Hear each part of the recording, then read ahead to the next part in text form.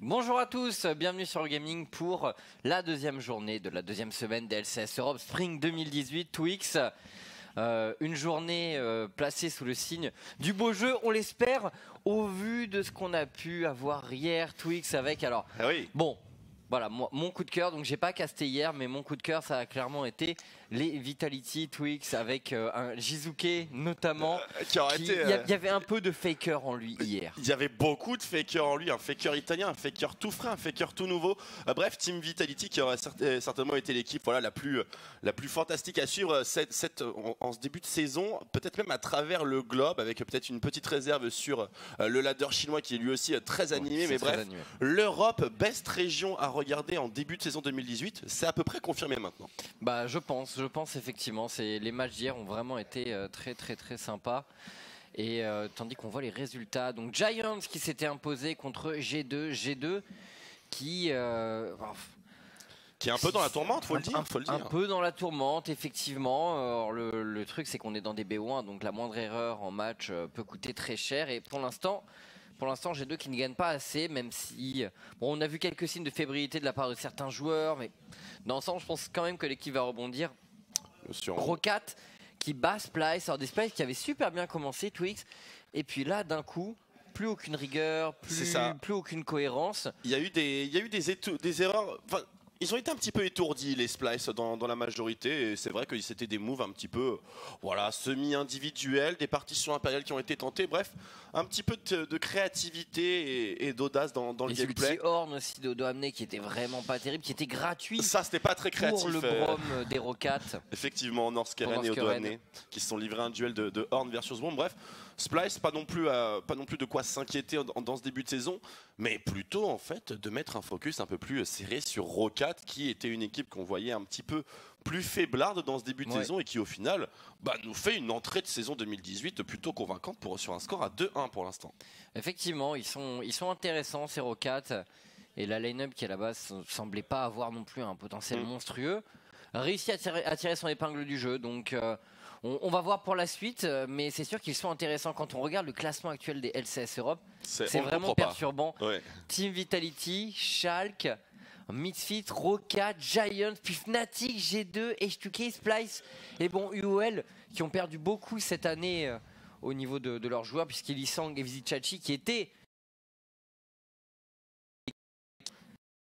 joueurs sont partis, donc on fait peau neuve, nouvelle saison du côté des UOL et on peine à être convaincu pour l'instant par cette équipe. C'est le genre de résultat qu'on attend le plus souvent d'équipes qui sont nouvelles et qui se reforment, mais parfois un petit peu la synergie prend directement avec l'exemple qu'on a avec Vitality, avec Schalke et avec Rocat Giants notamment. Alors c'est bien vrai, dans le classement du top 5 LCS Europe par rapport à la saison dernière, Chips, on a seulement les Misfits qui reviennent et qu'on connaît relativement bien, mais le reste des équipes, c'est des équipes de bas de classement, donc la peau neuve et la revanche pour ces structures qui étaient plutôt habituées à une deuxième partie de classement durant les saisons précédentes. Et il y a Schalke, un nouveau venu en LCS Europe cette saison, dont on attendait de belles choses, vu les joueurs qu'ils ont réussi à réunir dans leur équipe. Et justement, à Vizichachi, on vous en parlait tout à l'heure, l'ancien leader des Unicorns of Love, qui maintenant officie sur la top lane de Schalke. Donc une équipe Schalke assez séduisante et qui en plus a dû jouer ses 2 premiers matchs de la saison sans son carry AD Upset. Et maintenant il est revenu Upset et ça se passe plutôt bien pour le moment, même si le match de Schalke hier, de Schalke 04, était contre Unicorns of Love, ce qui est considéré actuellement comme étant l'équipe un peu la plus faible de ce début de saison. Alors les matchs de la journée d'aujourd'hui, H2K versus Giants, ce sera la première rencontre que nous commenterons sur Gaming, suivi d'un Unicorns of Love contre Rocat avec des UOL dans la tourmente et des Rocats qui vont tenter d'aller sécuriser une 3e victoire. L'occasion est très belle. Et ensuite, ce match-là aussi est très beau. Alors, vu l'état de forme des équipes, c'est la rencontre du jour pour moi, Team Vitality contre Misfits Gaming, avec la puissance de feu offensive des Vitality, représentée par Jizuke, qui est juste impressionnant. Et contre les Misfits équipe qu'on attend rodée, qui a été en quart de finale des Worlds l'année passée et qui a mené les Sketty en 5e game. Des Misfits qui ont perdu 2 joueurs qui étaient quand même assez clés, Aignar et PoE. Mais les remplacements sont intéressants, ils sont qualitatifs, Twix. Bien sûr, voilà. Et on s'attend à ce que ça joue vraiment le haut du tableau côté Misfits. Absolument, Misfits qui est une équipe qui est très convaincante dans ce début de saison. Bon, certes, son premier match de réintroduction contre G2 s'est soldé par une défaite, mais c'est quelque chose, voilà, les rencontres entre ces deux équipes se sont la plupart du temps terminées comme ça. Mais pour les Misfits, on a vraiment les mêmes forces que ce qu'on avait pu ressentir lors de la fin de l'année dernière, lors justement de ce World Championship. On a une très très forte botlane, une midlane qui est en reconstruction elle aussi, mais un écosystème, on va dire, mené par Maxlore pour cet équilibre top mid jungle, avec donc Maxlore et par extension Alphari. Ça se passe bien des deux côtés de la map pour les Misfits Gaming, et puis tous ces éléments qui ont été appris et intégrés durant les phases de championnat du monde de rigueur et de shot calling notamment sont toujours bel et bien présentes malgré le départ d'Ignar. Non, c'est vrai que c'est solide Misfits et on s'attend à un très gros match contre Team Vitality. Splice contre Schalke. Alors Splice qui n'est pas en super bonne situation au niveau du classement, ils sont à 1-2 pour l'instant, donc dans le wagon de fin plutôt. Mais on a pu voir certaines belles choses dans leur game d'hier.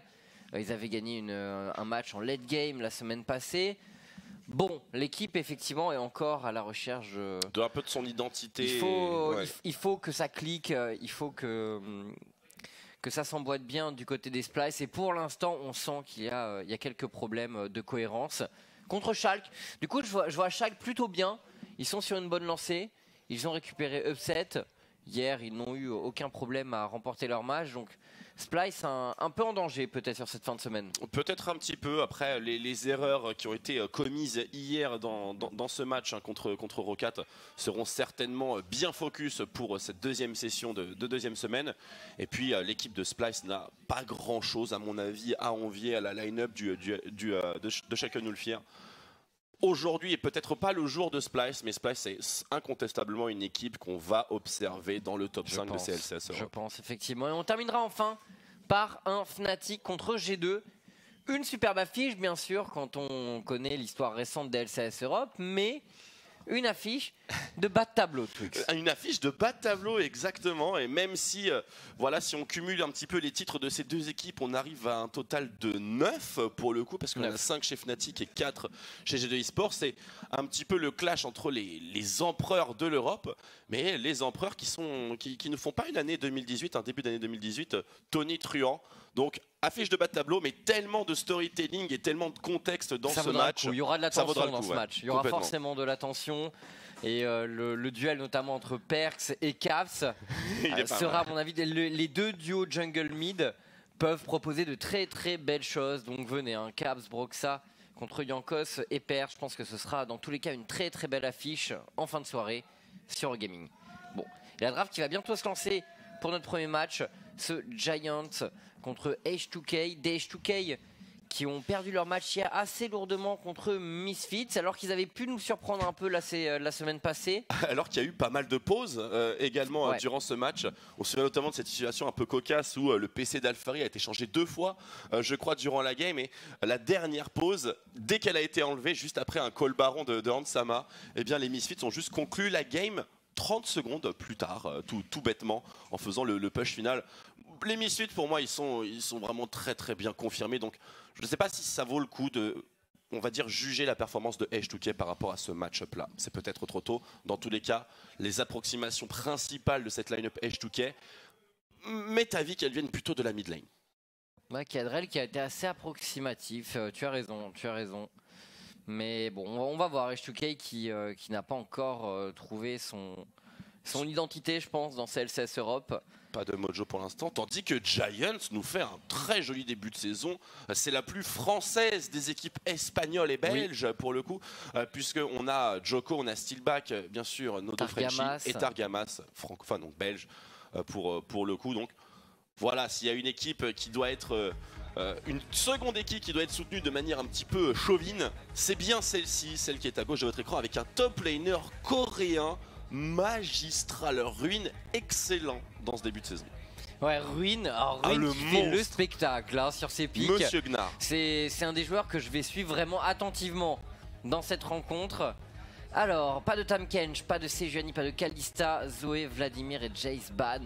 Les pics tels que Azir et Ryze sont disponibles. Le ban de Sejuani est très important, je pense, dans ce match-up là, puisque Djoko l'a utilisé, me semble-t-il, 3 fois d'affilée dans ses 3 premiers matchs. Je n'ai pas vu Djoko sur autre chose que Sej, et a raison, puisque c'est évidemment certainement le meilleur jungler du moment et le plus versatile. Le first pick de Kog'Maw qui est confirmé pour Giants.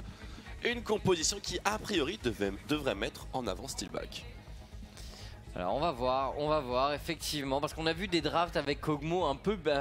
le Kog'Maw était habillé un peu bizarrement. C'est ça. C'était pas forcément cohérent, donc, et on a un premier pick très solide de la part des Shukei pour contrer le pick Kog'Maw. Il s'agit du Braum bien sûr qui, lorsque le barrage bioarcanique du Kog'Maw est déclenché, peut justement tenir le choc face au flot d'auto-attaque. Attention toutefois avec le Runan hein, qui donc stack x3 les auto-attaques, même si elles sont toutes interceptées par le mur de Braum, ce qui donne à Kog'Maw un petit peu un free stacking bot, un petit peu une espèce de poteau sur lequel on peut prendre les charges de l'hémorragie de Guinsoo. Le first pick de Kog'Maw d'ailleurs qui dans le contexte est juste très bien trouvé, étant donné que Vladimir, qui est le diver de Cariadé par excellence du moment, a été banni en first par les Giants. Et par extension on a également Tahm-Kench qui a été banni du côté des H2K, ce qui va donner, alors même si Tahm-Kench aurait été très bien avec Kog'Maw, ce qui va donner certainement une laning phase qui sera moins susceptible de bouger avec traverser les abysses, avec les grimoires déchaînés, etc. Bref, quelque chose de plus conventionnel. À voir maintenant.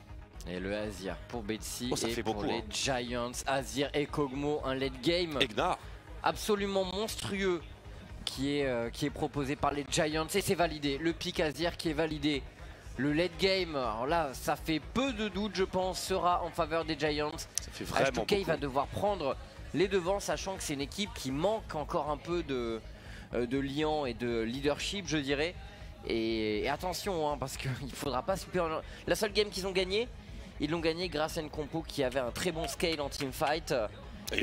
Et en bénéficiant un peu d'erreur de l'adversaire. Donc là, ils n'auront sans doute pas le droit à l'erreur, les H2K. Et on a sélectionné Camille ici. Alors, un pick un petit peu... C'est un peu bizarre de pick Camille dans cette situation. Donc la situation c'est laquelle? C'est le dernier pick Red Side des H2K avant de passer en phase de ban 2. Sachant que c'est plutôt un pick qui est réservé à la situation de counter et qui nécessite la plupart du temps un jungler agressif. Bon, Jarvan peut rentrer un petit peu dans cette catégorie-là. Mais il est très improbable que les Giants se ruent sur Gangplank, étant donné que Camille a déjà été draft. Ils ont Gnar Giants. Bien sûr. Ah oui, mais c'est vrai qu'ils ont 2 mid laners. En fait, je suis complètement bête. Donc ils ont pris la Camille pour contrer le Gnar, ce qui n'est pas reconnu comme étant une solution extrêmement facile. Ça peut être intéressant. Il faut le niveau 6. Je parlais de Gangplank tout simplement parce que j'aurais pensé que justement H2K serait amené à sélectionner Gangplank ici, qui me semble être plutôt pas mal adapté. Surtout contre Kog'Maw qui a des statiques, qui a besoin d'auto-attaque de manière régulière, qui est très perturbé par les canons de barrage. L'ulti du GP. Mais on a choisi l'agression au niveau de Smithy J, effectivement. C'est étonnant comme choix. On verra ce que ça donnera. Ouais, mais en même temps, le late game est en faveur des Giants, donc H2K va devoir prendre le jeu à son compte. Et on a des picks justement qui sont assez playmakers pour l'instant dans l'arsenal des H2K. Galio et Veigar. Veigar, un counter qui commence à sortir face à Azir, et le Galio qui est un pick qui décale très bien et qui est solide normalement sur la mid lane, même si Azir domine quand même largement Galio au compte de creep normalement. C'est une question de décalage et de présence sur la map. Dans la draft jungle, il ne reste plus énormément de choix puisque Skarner, qui est le nouveau venu un petit peu de cette tier list jungle dominée exclusivement par Sejuani, puis Jarvan, puis Zac. C'est le petit nouveau. Targamas. Avec notamment une synergie très sympa avec Thresh pour Skarner. Qu'est-ce qu'ils vont nous piquer au poste de support? Les Giants, le Taric, on va rester sur le Taric. Le Taric est très intéressant pour tenir l'engage d'une Camille, derrière te redéployer. C'est absolument parfait. Les Giants qui s'assurent un teamfight monumental, je dirais, à partir de 30-35 minutes de jeu. Je vois pas vraiment les moyens qu'aurait H2K, à moins qu'ils décident Ouais, il décide de piquer Kate. Pas vraiment Kate. gérable ici. Hein. Kate, c'est... La draft est clairement à l'avantage des Giants, mais ça va dépendre un petit peu de leur style de jeu. Si Djoko est plutôt dans une ambiance où il est amené à engage plutôt que pile, ça peut poser quelques difficultés où le jungler se retrouve dans la backline adverse et tous les H2K se retrouvent sur Kog'Maw. Mais si jamais ils sont sur la même page, les Giants, je vois mal comment les H2K seraient susceptibles de passer à travers toutes les défenses de Betsy et Steelback. C'est l'early game qui va compter du côté des H2K. On a un Jarvan, on a un électrocute dans la jungle. Du côté de la Camille, on est capable d'engager rapidement le Gnar.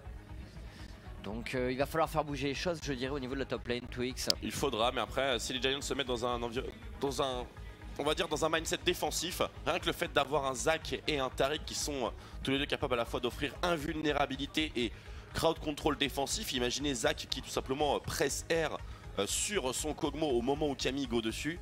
La Camille n'a pas vraiment beaucoup de solutions pour s'extirper de ça et on peut même créer finalement une zone safe dans le cataclysme de Jarvan avec Ulti Taric et Ulti Zac par-dessous.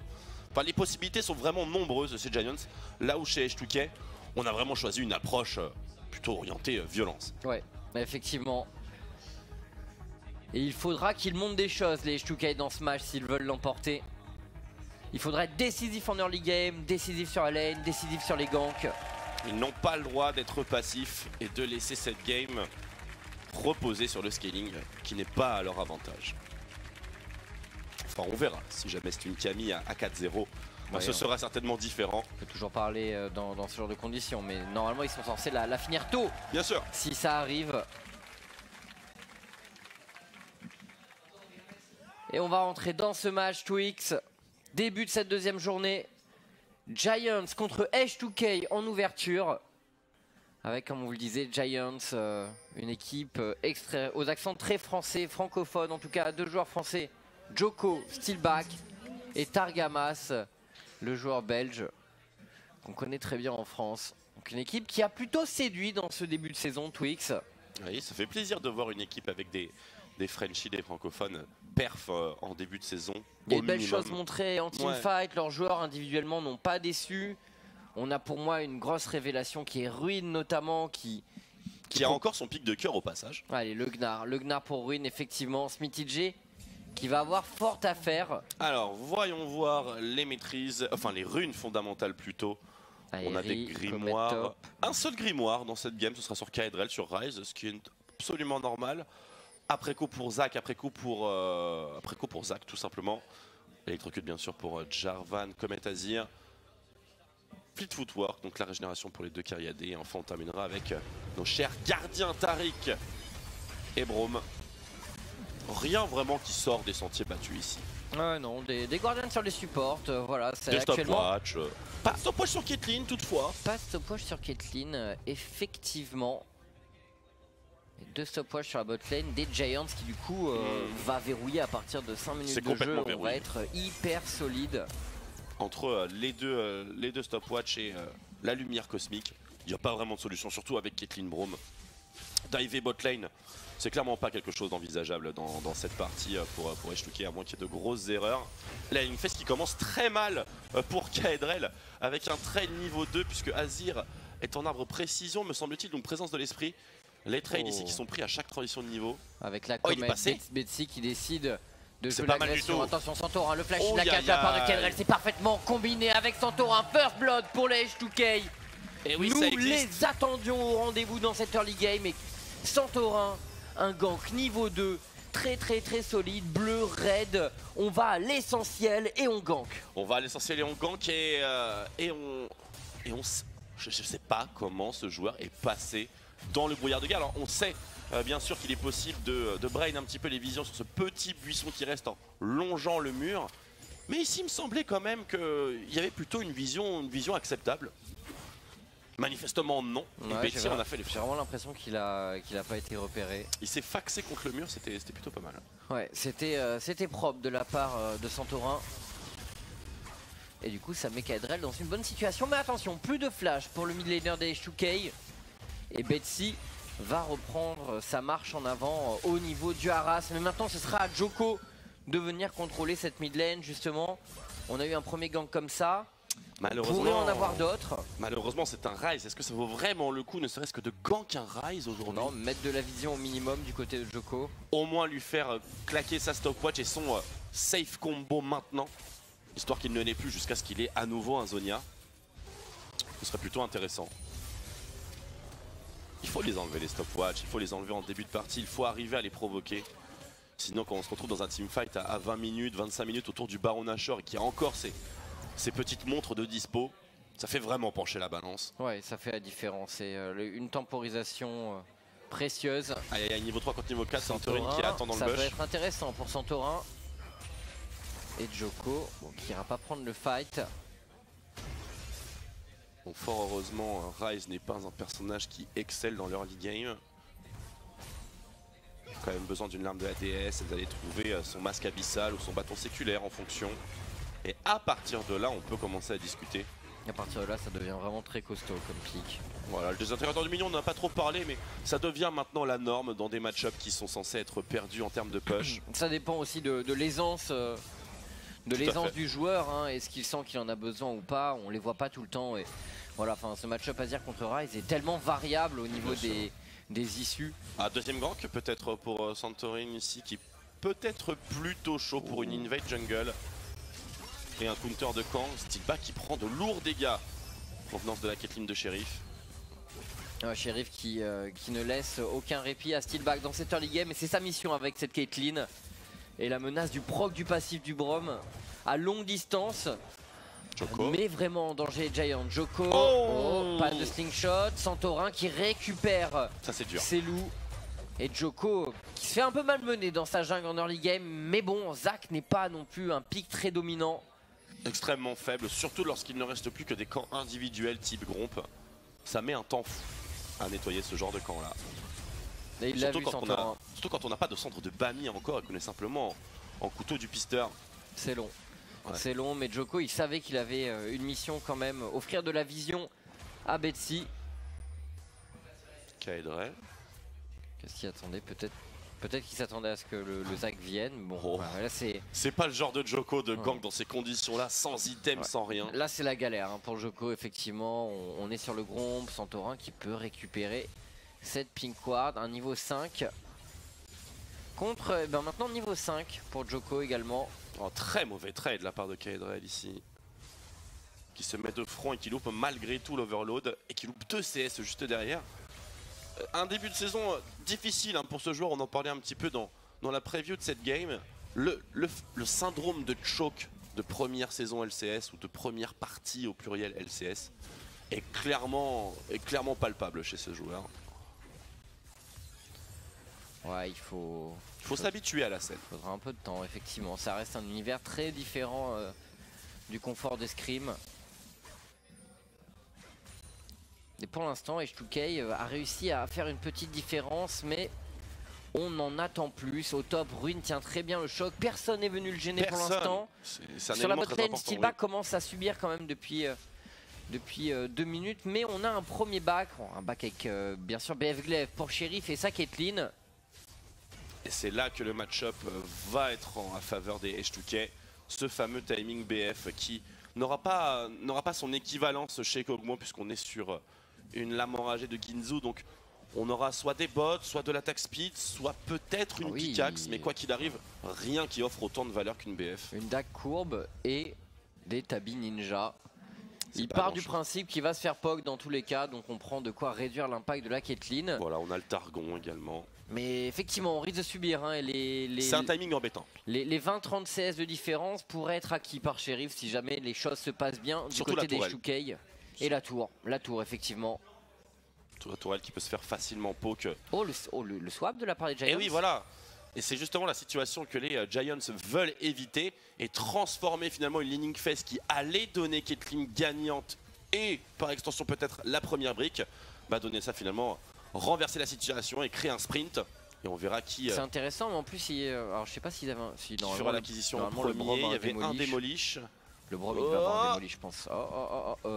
Ça revient finalement au H2K, c'est tout à fait normal. C'est pour H2K, effectivement. Mais Giants en soi crée une situation intéressante. On va voir si. Enfin, perdent quand même le dragon infernal. Est-ce qu'il continue le push? Il n'est pas perdu encore. Ah mais Joko, il va falloir... Joko, il va y aller, 100%. C'est le sacrifice pour Joko. Il va se mettre en ulti. Oh là là, il se met en ulti maintenant. Il est out. Il a eu Joko, le dragon infernal qui tombe en faveur des Giants. Et H2K très embêté parce que là, Giants était quand même mis dans une situation pas forcément idéale avec une grosse ouverture pour un dragon infernal pour les H2K. Mais Joko qui sauve largement les meubles et qui du coup inverse complètement la situation entre les deux équipes. Un très joli style en solo. Ok, tous ces cooldowns y passent, mais ça vaut largement le coup, Twix. Ça vaut largement le coup, l'investissement late game est juste insane. Et surtout, Zac fait partie de ces champions qui sont relativement safe pour style des dragons, des objectifs du genre, puisque à partir du moment où il incante son ultimate, il aura un dash dans la direction qu'il souhaite. Et surtout, Zac ne peut pas être cessé durant cette canalisation-là. Donc c'est absolument parfait. Et au pire, s'il y a quelqu'un qui veut vraiment trade, eh bien il l'emmène avec lui. C'est safe ce style de Zac. Et il y avait le Azir juste derrière qui était prêt avec une partie impériale au cas où. Exactement. Donc effectivement pour les H2K c'était trop risqué de tenter de suivre Joko. Oh il l'a vu, hein. Il l'a vu le smite, flash out, ulti out. Et là si Santorin était resté, il serait également tombé à son tour. Et du coup Giants en bonne situation malgré leur 1000 gold de retard. On est à 10 minutes de jeu. Maintenant, il ne faut pas que Steelback prenne trop de retard face à Sheriff. C'est quand même une des informations qu'on va suivre dans ce mid-game. Attention, Kaedrel qui intervient à la partie impériale de réponse de la part de Betsy. Kaedrel, la stopwatch Zonia et Joko qui survivra grâce à son passif. Kaedrel qui grille quand même son Joker et son Flash. Exactement. Sur un passif de Zac, c'est très discutable, Twix. C'est même plus que discutable, pardon, c'est largement pas rentable parce qu'il y a son Flash qui est également passé à la trappe hein, dans cet échange-là. Ce qui fait que ce Ryze, c'est la cible numéro 1 à focus dans les prochaines minutes, même si son Flash va revenir très vite grâce au grimoire. Ouais, mais bon, il reste néanmoins hyper vulnérable ici. L'apparition du Azir sera là beaucoup plus rapidement, donc si jamais les Giants veulent combiner sur Kaedrel... C'était pas un bon mouvement offensif de la part de Kaedrel et ça va certainement lui coûter cher. On verra, mais ouais, Giants pourrait vraiment capitaliser sur cette action du midlaner H2K.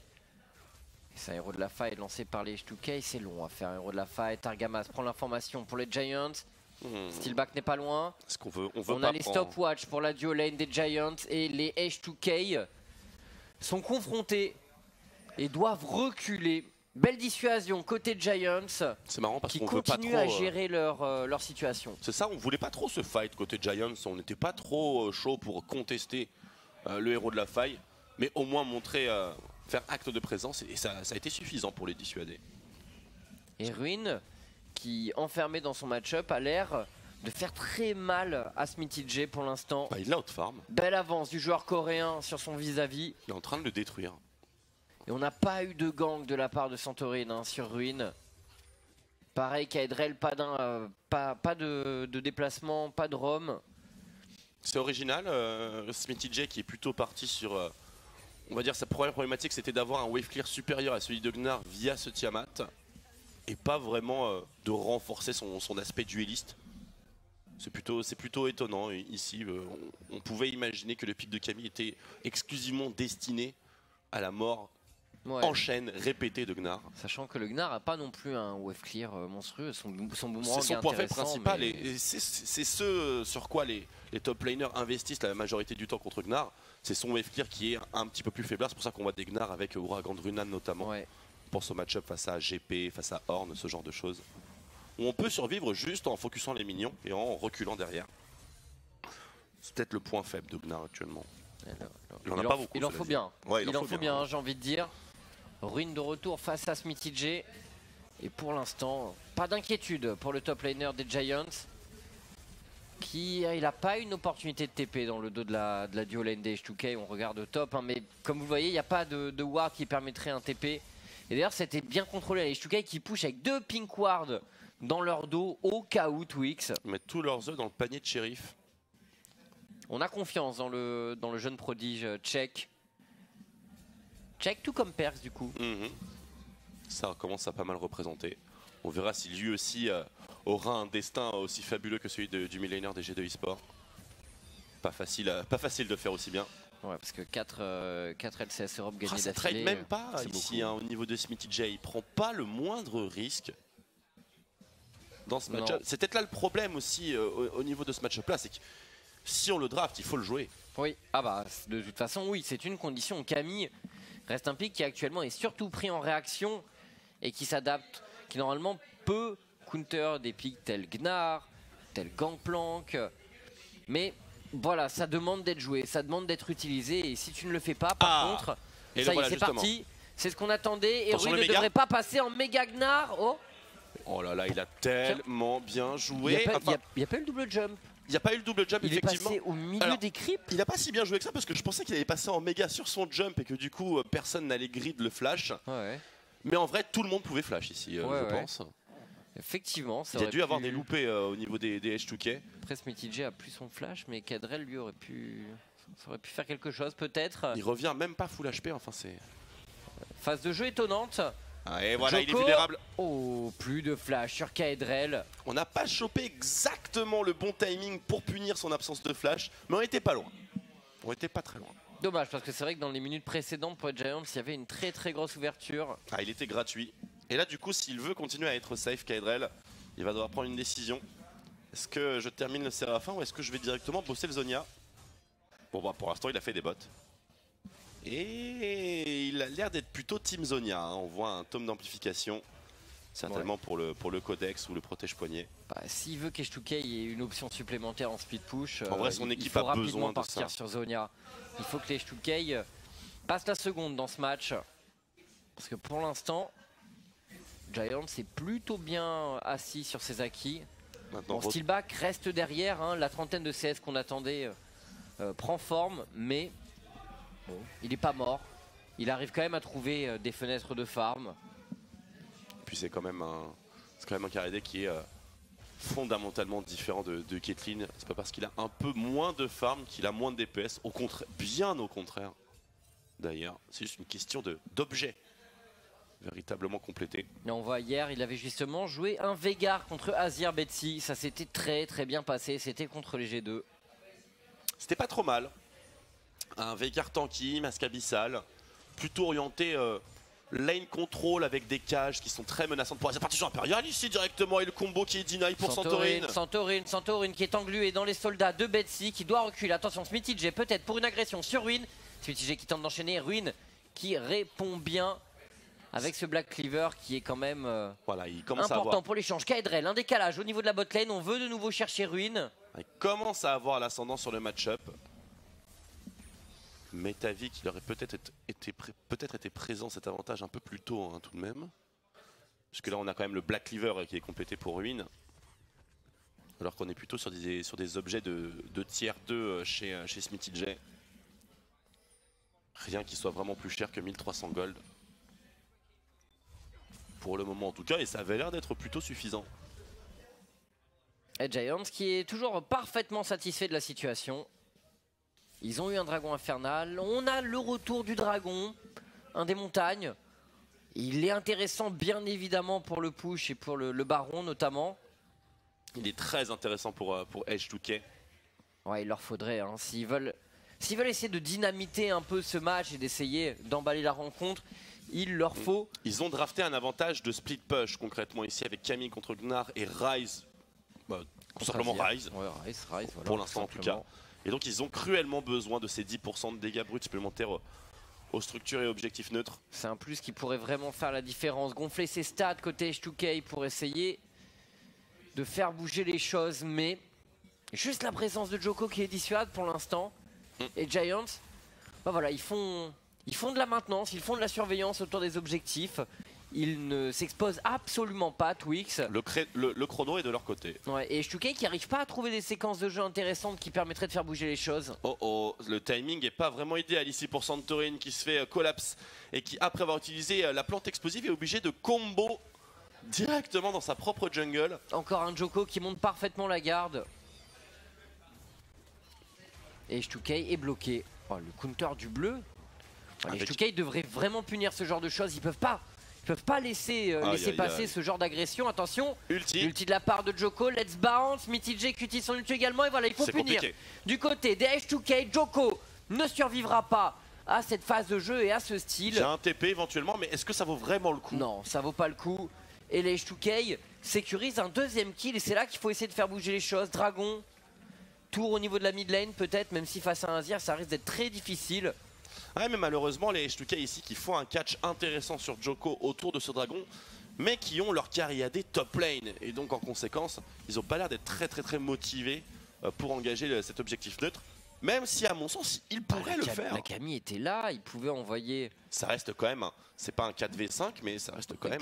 Il pouvait envoyer un champion wave clear au mid et tenter un 2 joueurs à 3 joueurs au dragon, ça faisait du sens. Et bon, il y a Azir. C'est vrai qu'il est plutôt effrayant, pour le moment en tout cas. Et c'est pas du tout un Zonia pour notre cher Kaedrel, c'est un Morello Nomicon. Oh, donc là, effectivement, H2K se donne pas les moyens d'avoir un 1-3-1 dominant. On va voir ce qui s'est passé. Ils le regretteront peut-être, hein, parce qu'ils risquent d'avoir un mid-game un peu mou sans ça, je pense. Twix. En tout cas, peut-être pas mou, mais ils manqueront potentiellement de solutions pour faire bouger les choses et pour snowball leur match. Ouais, il était fichu ici, quoi qu'il arrive, Djoko. Il n'aurait pas pu ulti dans une meilleure direction. La seule solution, c'était d'incanter un slingshot. Mais Camille était là et il aurait facilement pu l'interrompre avec son propre hook shot cette fois-ci. Attention, le slingshot sur Kaedrel. Pas de flash. C'est parti, Kaedrel, Djoko, il faut pas se louper, non pour Djoko, c'est loupé. C'est loupé au niveau de cette mid lane et Kaedrel qui répond. Et ça punit forcément, erreur. Très important. Erreur de skill shot égale punition de la part de Sunrise. Et c'est d'ailleurs la raison pour laquelle certains junglers qui jouent Zac mettent plutôt la priorité sur le fait de mettre le Q-spell, non pas sur le champion, mais plutôt sur un petit minion. Histoire d'avoir une cible plus ou moins statique pour intégrer le relais et ensuite mettre l'auto-attaque sur le champion adverse. Bien sûr, on peut pas faire ça dans toutes les situations. Et là, au niveau de la proximité, ça avait l'air d'aller. Ça avait l'air d'aller, ouais. Ça a pas l'air d'aller pour Ruin, par contre. Ruin qui va tomber finalement. Ça y est, la première mort de Ruin, on l'attendait depuis un moment. Et c'est sur un décalage de Kaedrel que les choses bougent dans ce duel entre Gnar et Camille. Et le système de jeu qui se met en place sur le timing Triforce de Camille avec Tiamat. Et on voit qu'on était on ne peut plus large pour assassiner Ruin. Ça aurait peut-être valu le coup d'investir un peu plus tôt dans la partie, mais quoi qu'il arrive, la situation est maintenant créée. On y est, mais ils n'ont pas la possibilité d'envoyer Kaedrel en side lane de la façon la plus optimale. On y va sans Zonia, sans stopwatch pour Kaedrel. Mais SmithyJ qui a fait le boulot quand même. Ça prend les tourelles très rapidement en plus de ça, Camille, donc chaque mort de Ruin maintenant a le potentiel d'exposer un inhibiteur ou au moins une tourelle d'inhibiteur. Et ça fait mal. C'est un avertissement de la part des H2K. Mais dans le format regroupé, les Giants se sont toujours bien sûr donnés, non pas gagnants, mais en tout cas plus dominants. Betsy qui est pas loin de compléter d'ailleurs son tourment de Liandry. Le maillet gelé qui est également imminent pour Ruin. On va pouvoir maintenant faire face à des petits pics de puissance pour Giants cette fois-ci. Ouais, puisque c'est vrai que là on voit sur les premiers items, les H2K sont vraiment solides. Masque abyssal, de la Warmog, de la Trinité. Mais la réponse devrait venir côté Giants. Ah, elle va faire mal. 22 minutes de jeu, le Baron Nashor est disponible. Les deux équipes ont bien balisé la zone. Donc pour l'instant, personne ne peut vraiment surprendre son adversaire avec un call inattendu. Et Steelback de son côté, qui continue à farm. On devrait avoir de quoi compléter un deuxième item là pour Steelback, non? On devrait bientôt être capable de compléter soit le Witsend, soit l'Ouragan de Runan. On va voir ce qu'il privilégie. Plutôt Runan ici. Il n'y a que Rise, vraiment en dégâts magiques. Ça vaut peut-être pas le coup, mais on verra. Et Betsy qui nous fait un item très important. C'est le Voice Staff. Le Liandry attendra un petit peu. Mais là, on a vraiment pour but de mettre une pression accentuée sur principalement Kaedrel et Santorin. Encore un portail qui accroche les murs. Et un décalage de Kaedrel. Ils sont en train de jouer autour de la zone de Kaedrel. Ça passera pas à chaque fois. Hein. Ouais. Il faut qu'ils le comprennent, les H2K, et surtout... C'est ça, c'est cette tour qu'il leur faut exactement aux H2K. Mais tu me diras, ils n'ont pas non plus pris la T1 au top, Twix, donc c'est quand même gênant. Et finalement, ce dragon, il le lance, mais avec pour moi 3-4 minutes de retard par rapport à ce qu'ils auraient pu faire. Complètement, ils ont une gestion de map qui est déséquilibrée. Les H2K, ils ont un trou à exploiter sur le bot side avec une jungle qu'ils ne contrôlent même pas. Donc la transition mid lane vers le bot side, elle est, voilà, elle est pleine de gyrophares posés par Giants. Donc c'est pas vraiment de la surprise, à part en téléportation. Et pour le coup, l'autre côté de la map n'est pas du tout préparé à ce qui arrive. Et ce qui arrive, bah, c'est le Baron Nashor. Des grosses lacunes de prévision, on va dire, pour H2K. Ouais, la vision est équilibrée, mais là j'ai l'impression qu'elle penche quand même en faveur des Giants. Et ça veut dire pour H2K déjà prendre 2-3 minutes pour reprendre le contrôle de cette zone, puis travailler sur un bait, bah, ou alors aller au bout du bait selon l'état de la situation, mais il faudrait essayer de prendre le TP notamment de Ruin. Enfin, il y a beaucoup de choses à faire pour H2K là avant de vraiment atteindre leur situation idéale pour remporter le match. Leurs conditions de victoire sont là, Twix, mais il faut aller les chercher. Il faut aller les chercher, il faut commencer à jouer de manière offensive ailleurs que finalement le match-up le plus évident. Kog'Maw a toujours sa stopwatch et on en parlait précédemment dans la game. La stopwatch, lorsqu'on va arriver autour du Baron sur un pic prioritaire comme Kog'Maw, à quel point est-ce que ça peut faire pencher la balance? Ok Dre, il y a peut-être une belle opportunité, mais les Giants seront là pour la défense. Les H2K qui préparent tranquillement leur snowball, mais qui oublie certaines étapes très importantes. Et le slingshot ici qui est connecté avec le Let's Bounce. Oh, c'est bien fait de la part de SmithyJ, cette ulti qui le rend insensible. Une fraction de seconde. SmithyJ, c'est superbe ce qu'il fait. Joko également. Il contrôle les deux joueurs H2K et Kaedrel reste vivant, mais SmithyJ au tapis. Et encore des rouages H2K de snowball qui vont grincer, qui n'avancent pas, ça ne tourne pas du côté des H2K. Des grains de sable et c'est toujours le même call qui est fait en boucle et en boucle et en boucle. Et malheureusement, il n'y a plus grand chose à récupérer en assassinant notre cher Ruin, puisque c'est pas une T3 qui va être débloquée en l'assassinant autour des golems, c'est tout simplement rien du tout. À part éventuellement une pression de TP autour du Baron Nashor. Mais c'était pas non plus le meilleur pick-up. Hein. Il devrait vraiment beaucoup plus forcer pour récupérer au moins la T1. Oh là là, Sheriff, c'est le heal qui est passé ici sous les dégâts colossaux de Betsy. Ruin qui prend la T1 au niveau de la bot lane et les Giants qui enchaînent avec cette T1 au niveau de la mid lane. Coup double pour les Giants, ça fait très mal au H2K. Et Kaedrel n'a même pas suffisamment d'espace pour prendre la T1 top. Je dirais si les Giants font vraiment l'effort d'aller la défendre. Oh, il va quand même la prendre. Il va la prendre. Il va la laisser au creep, Calme-toi, Chips. Calme-toi. Ouais, ça devrait passer effectivement. Je te voyais en train de taper ta tête contre la table. J'ai cru que les Giants non, il revient. Ouais, bah du coup... Ah, il l'a pris, ok. J'ai eu tellement peur. Non, ils l'ont récupéré cette tour effectivement, les H2K, donc ça c'est un bon point. Et maintenant ils doivent vraiment jouer autour de ce Baron Nashor et bait les Giants. Il faut les amener à commettre des erreurs.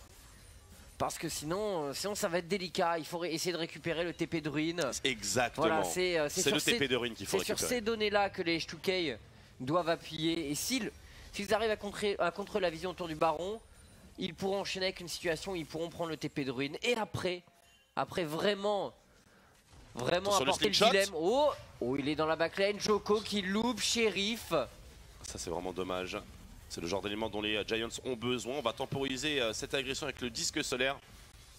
Et on peut observer le retour de SmithyJ autour de cette mid lane. Il ne va pas accentuer particulièrement son speed push. Il est un peu effrayé par les enjeux du Baron Nashor. Malgré le fait qu'il y a un téléport. Il tourne un peu en rond là, il fait le tour de sa jungle. Et les Giants qui eux n'hésitent pas forcément. C'est peut-être leur heure, 27 minutes pour l'instant dans cette partie. Et le Baron Nashor qui est sécurisé par Giants. Santorin qui tente un style en solitaire. C'est décousu du côté des H2K. Ruin peut-être pour un méga Gnar dévastateur sur Promiscue. Ruin qui n'a plus de flash et qui génère du ralentissement sur ses adversaires. Joko peut-être pour un slingshot. Non, il n'y en aura pas, mais Giants pourra sans doute prendre cette T2 au niveau de la mid lane et H2K ne peut rien faire. La défense, c'est indéfendable ici H2K, attention. Il faut reculer pour les H2K effectivement. Ça aurait été terrible d'avoir une défense de H2K sur la T2. Un objectif complètement indéfendable et même la T3 on se pose la question. Sheriff qui n'a même pas back encore.